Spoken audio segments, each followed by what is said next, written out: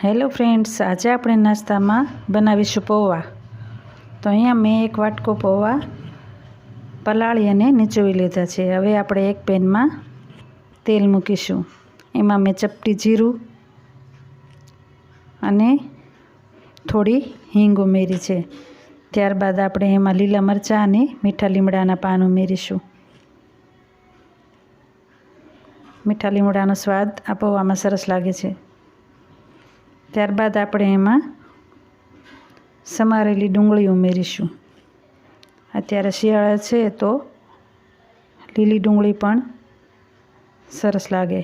તો મેં અહીંયા 2 નાની લીલી ડુંગળી સુધારી લીધી છે, જે ઉમેરી છે. મીડિયમ ફ્લેમ પર આ બધું સાતળી લેવાનું છે.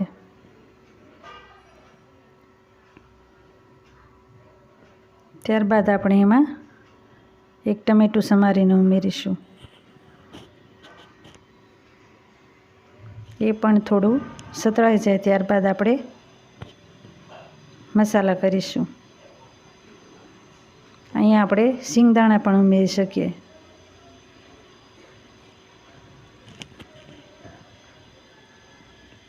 તો અહીંયા મેં સ્વાદ પ્રમાણે મીઠું, 1 ચમચી હળદર થોડી વધારે લેવાની છે.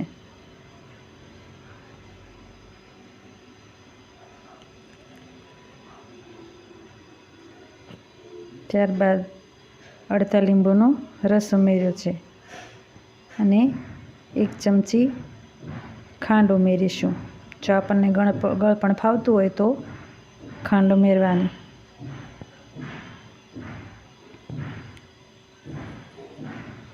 હવે આ બધું સરસ સતળાઈ ગયું છે.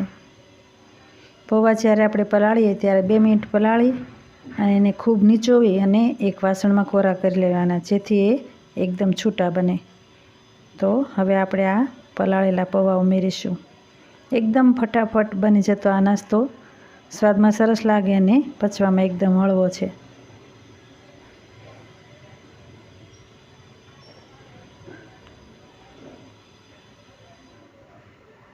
એકદમ સરસ રીતે મિક્સ કરી લઈશું. એકદમ હળવા હાથે મિક્સ કરવાનું, જેથી પૌવા બહુ ભાંગી ન જાય.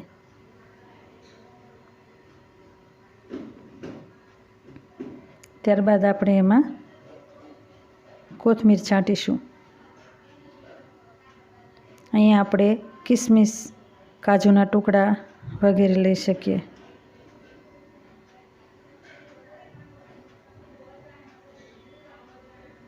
હવે આપણે એક પ્લેટમાં લઈ લઈશું. ત્યારબાદ મેં એને દાડમના દાણા અને સેવથી ગાર્નિશ કર્યા છે. તો તૈયાર છે આપણા સવારનો હળવો નાસ્તો એવા આ પૌવા.